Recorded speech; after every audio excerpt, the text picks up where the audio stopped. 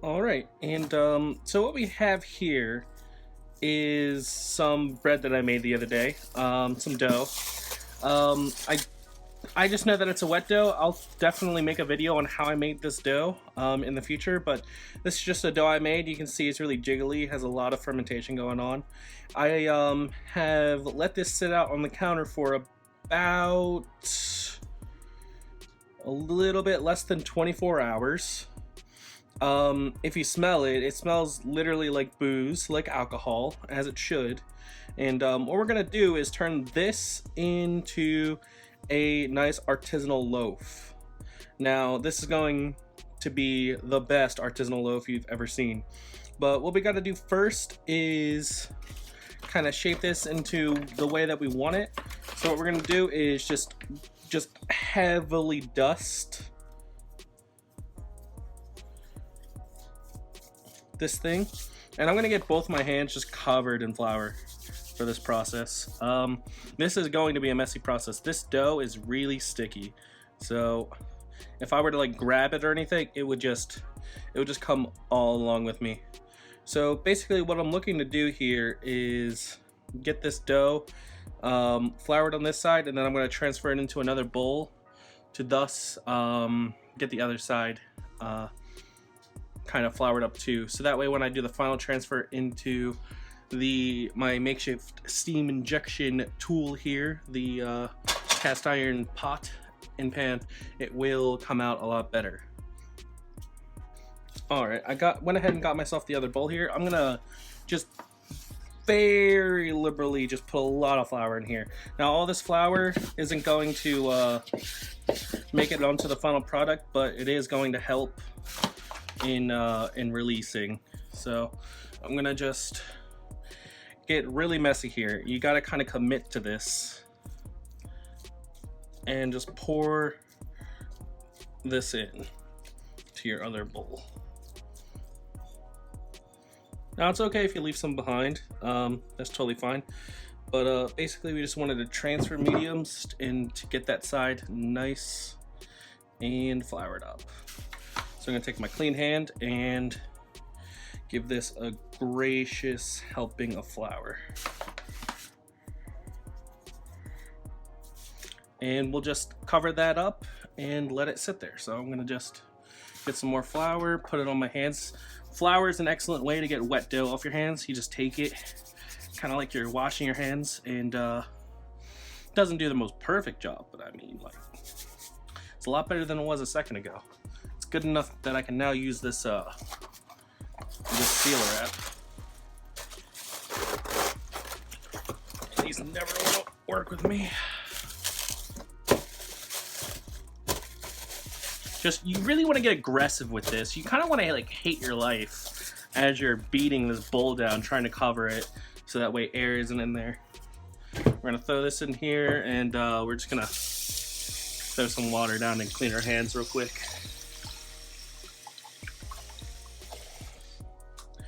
All right, now that we got it slightly cleaned. Oh, grabbed a little bit too much paper towel there. Oh, don't mind that. Do not mind that at all.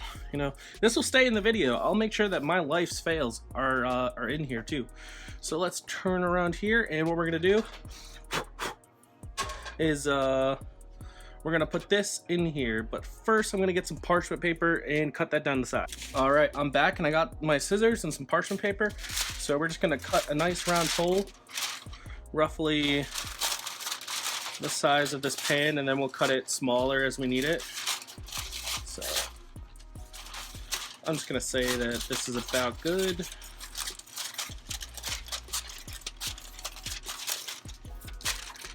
This is a great arts and crafts project for, you know, your old grandma to do. If you're ever watching her and she's senile, that'd be a good idea to do. I need that a lot smaller. Do it that way. Let's see if this one side fits. If I can get it to go in. No, it needs to be thinner. So just trial and error. So I can get one side to fit.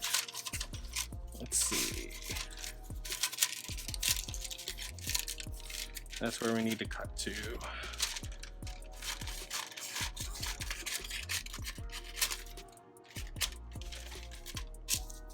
and boom, that'll stick, no problem. And we're gonna keep that and keep this aside. Now what we're gonna do is put this in our heating up oven. Now the reason why I don't keep that in there is because it'll just burn if I put that in while it's heating up. So, oh, that's hot. Oh God, my eyebrows. Oh, I'm probably gonna die. Oh, I couldn't imagine filming this with only one hand. This would suck. Okay. Just relax. Timer's there. Everything's fine. I almost died, but everything's okay. We're gonna let that sit there for about 30 minutes to 45 minutes and heat up. Now we want that to be as hot as possible because if we were to just throw our dough in there right now as it was heating up, it just wouldn't cook correctly. So at least from what I've done. So let's go ahead and get that in. Okay, and I'll be back once it's heated up. All right, and so we've done let our oven preheat a little bit. I did turn the temperature down to 450 instead of 500. And right now what I'm gonna do is get an oven mitt to put down and get this on there real quick. Let me find my other oven mitt. Should be here somewhere. All right. Hello everyone, we're back here, and we've let this pretty much sit for about 45 minutes. As you can see, it's kind of risen in volume a little bit. Our next step here is to take our Dutch oven out of the oven. Now I turned the temperature down to 450 degrees, and we've been letting this go for about 40 minutes to an hour now. So let's go ahead and get this out of there and very carefully open this oven. It's going to be really hot. I might burn my face off. Let the air out a little bit and we'll grab it. Plie, palette. All right, I'm gonna take this cast iron, throw it on the burner right there, and close my oven so it doesn't get too hot.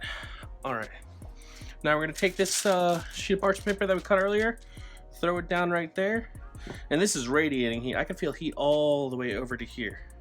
That's how much heat it's doing, and this is really dangerous if you're not doing it carefully.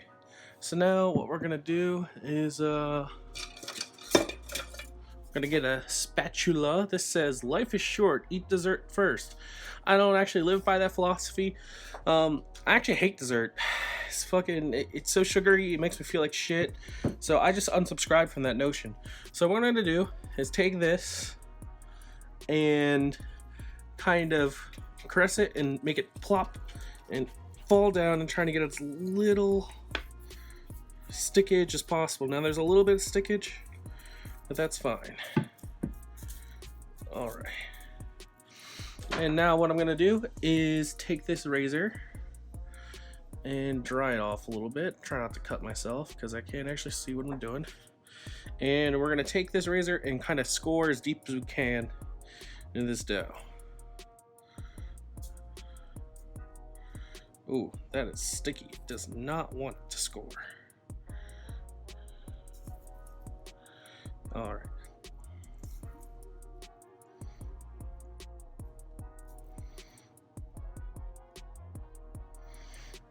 All right. We just kind of want everything to be focused towards the center there, so that way when this does expand, it will expand upwards. So now what we're gonna do is get this back into the oven. So I'm gonna put my oven mitts back on because I really don't want to fucking die right now. I don't want to burn myself. This is hot. We're gonna put this in here, throw this in the oven, open up that door, and throw this back in there. And then for 25 minutes, we're gonna set a timer for 25 minutes, and we're pretty much just gonna wait for that. And once that 25 minutes is up, we're gonna take the cast iron off the top and then let it bake the rest of the way. So I'll see you then, and when I snap, we should be back. All right, so it's been about 25 minutes so far. So what I'm gonna do is get an oven mitt and take the top off of the Dutch oven. Now you can take the top off yours. Right now I'm just taking the cast iron off mine. It is really hot, so make sure you be careful when you get in here. Oh, god damn. All right, and you know what, let's take a quick peek at what we got here baking. Oh, that's looking pretty good. Oh, all right. Keep that in there at 400 degree to 450. We're gonna let that go for about another 10-15 minutes, and we'll be back, and you'll see the result. All right, it has now been about 15 to 20 minutes after taking off the top. So now what we're gonna do is just extract this out of the oven. So let me go ahead and find my other oven mitt. It's right here. Got it. And let's get this bad boy out. All right. Oh man, that's hot. Oh yeah, look at that browning. Oh, that's good. That's good. Now you see, we got this nice intricate pattern right here, as you can tell. Let me go ahead and close this oven before it is suddenly 5,000 degrees inside my house. Turn it off. Make sure you turn it off. It's important. All right, now let's take a good look at this bread. All right, so you can see some good browning right there. You can see the scores of where I did it. That all of the steam that did released out of the top of the bread instead of the sides. So if you were to do this without, you know, trying to score, or at least, you know, having a vent for this bread to go, it would just puff out of the side and cause a rip and a tear there. But because we did it on the top, that's where all the steam got released, and now it's out of that. So the only thing to do now is to get this out of here and get this on a wire rack. So let me go ahead and grab one of those. Should be right around here. Got one. Just magic. Pulled it out of thin air. And also, let me go ahead and grab this little doodad. This will do. It's metal. Probably fine. And we're going to grab this hot ass thing. Get this out of there. Ugh. Yeah, just let it somersault. Literally, just however you need to get it out of there, just get it out, and then take that paper off, and boom, jams. You got yourself a nice, good bread dough. Look at the browning on the bottom there. That is perfect. That's exactly what we're looking for. Now what you can do is you can either leave that excess flour on as like kind of some art. This is like, you know, the Pablo Picasso of cooking right here. It's kind of what you want. It's what you need. You just need some variance in your life, but you can always brush it off if you don't like it. But yeah, this is our first step in our bread series. This is just kind of like a large loaf, you know. I'm gonna probably eat on this for the next couple days, and I can already tell it's gonna be delicious. Oh yeah, that. Oh, if you can hear that, man, that has a good crust on it, and I'm sure the crumb is amazing as well. All right, so yeah, I'm gonna leave it here. You should probably let this cool for around 20 minutes, you know, until it's come down to room temperature. Now, it is really nice when it is warm, but you really don't want to cut into these types of breads until it's completely finished. So that'll be the end of this video. Please, you know, like, comment, and subscribe, you know, and please leave a comment down below. Like, whatever you want me to make bread-wise, I'll try and do it. I'm learning every day. Probably in the future, keep an eye out for my my starter video. I'm gonna show you the starter that I've been going, and this is gonna be more of like a blog series of like what I'm making from week to week bread wise.